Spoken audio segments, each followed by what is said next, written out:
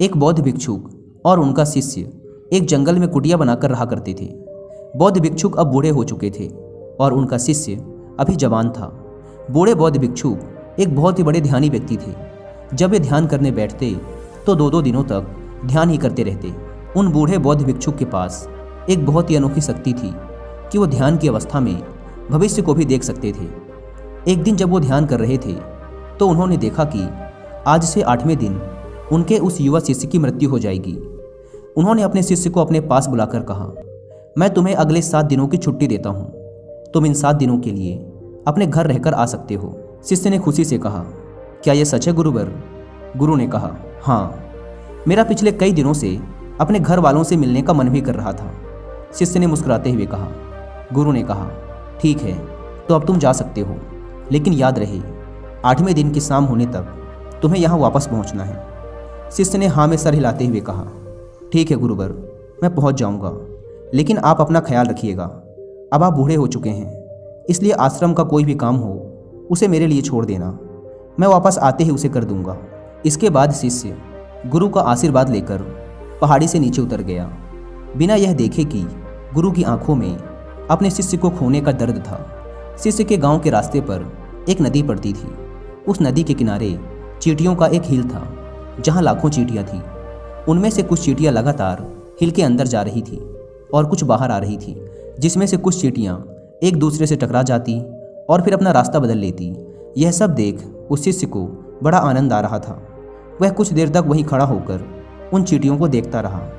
फिर अचानक उसका ध्यान नदी की तरफ गया।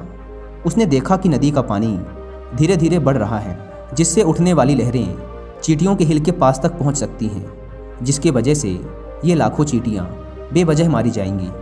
यह सोच उसने तुरंत ही अपने ऊपर के कपड़े उतारे और उसमें मिट्टी भरकर चींटियों के हिल के चारों तरफ एक घेरा सा बना दिया।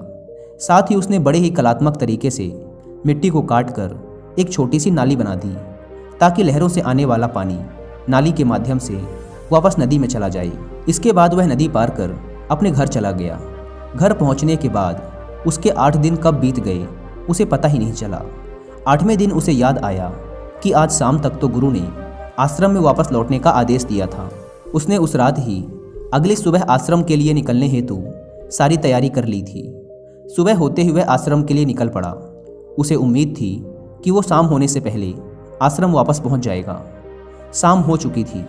यहाँ गुरु आश्रम में बैठे बैठे यह सोच रहे थे कि आज तो 9वां दिन है, अब तक तो मेरा शिष्य इस दुनिया को छोड़ चुका होगा। वो इस बात से काफ़ी दुखी थे कि वो मरने से पहले आखिरी बार अपने शिष्य को देख ना सके। गुरु बैठे हुए ये सब सोच ही रहे थे कि उन्हें दूर से एक इंसान आता हुआ दिखाई दिया। उन्होंने ध्यान से देखा तो चौंक गए। अरे, ये तो मेरा शिष्य है। गुरु ने दौड़कर शिष्य को गले से लगा लिया, लेकिन वो इस बात से अचंभित भी थे कि 8 दिन बीत जाने के बाद भी अब तक वो शिष्य जिंदा कैसे है। गुरु ने शिष्य से कहा कि यहाँ से जाने के बाद तुमने जो कुछ भी किया है मुझे बताओ। तब शिष्य ने चींटियों वाली कहानी गुरु को सुनाई। कहानी सुनते ही गुरु को यह समझते देर न लगी कि शिष्य ने लाखों चींटियों की जान बचाई थी और उसके इसी कर्म का परिणाम है कि शिष्य को एक लंबा और खुशहाली भरा जीवन प्राप्त हुआ है। कहानी सुनने के बाद गुरु के मुंह से अनायास ही निकल गया कि कर्मा लौट कर जरूर आते हैं। शिष्य को गुरु की इस बात का मतलब समझ नहीं आया, लेकिन उसने पूछा भी नहीं और चुपचाप अपने आश्रम के कामों में लग गया। अगर हम अपनी ज़िंदगी में देखें तो इसे खुशी खुशी जीने का सबसे आसान तरीका है कि हम अच्छे कर्म करते रहें। इस कहानी की तरह यह जरूरी नहीं कि अच्छे कर्म हमारी उम्र को लंबा ही करेंगे, लेकिन इस बात की गारंटी है कि अच्छे कर्म हमारी ज़िंदगी में आने वाली दुख और परेशानियों को कम जरूर कर देंगे। कर्मों का एक बहुत ही साधारण सा सिद्धांत है कि हम जो कुछ भी करते हैं उसका कई गुना लौटकर हमारे पास ही आता है।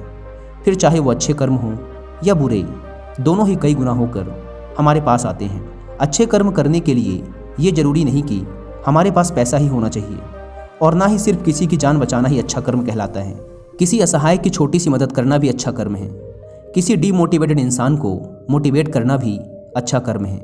किसी दुख भरे इंसान को संतावना देना भी अच्छा कर्म है। कुल मिलाकर अगर हम किसी भी तरीके से किसी के दुख को कम कर पाए तो वो एक अच्छा कर्म है। और जैसे गलत कर्म करने से हमें बुरा लगता है, और दुख भी होता है, ठीक उसी तरह अच्छे कर्म करने से हमें सुख की अनुभूति होती है। इसलिए अगर हम अपनी ज़िंदगी में खुश रहना चाहते हैं तो हमें आज से ही दूसरों के दुख दर्दों को कम करने की कोशिश शुरू कर देनी चाहिए और हम देखेंगे कि हमारी लाइफ अपने आप ही खुशियों से भर जाएगी।